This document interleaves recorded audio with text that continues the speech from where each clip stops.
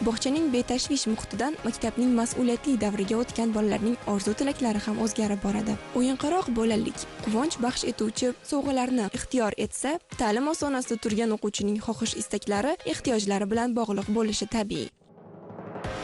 Meni ismim Abdulloh, yoshim 9da.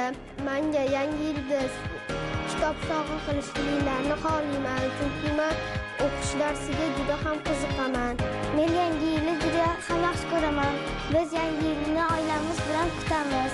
Yangi yilda biz stollarni yasatamiz, shirinliklar qo'yamiz, to'plar qilamiz. Biz ukam, singlim, akam bilan qorbo'rali o'ynaymiz, qorboboli yasaymiz. Yangi yilda bizning uyimizga qorbobo keladi. Biz unga sherlet beramiz, u bizga sovg'a beradi. Men yangi yilga ana mashinalar, kompyuter xohlayman. Biz oilaviy yangi yilni juda ham yaxshi ko'ramiz. Dunyo tajribalariga nazar tashlasak, yangi yil arafasida sovg'a madaniyati turli shakllarda namoyon bo'ladi.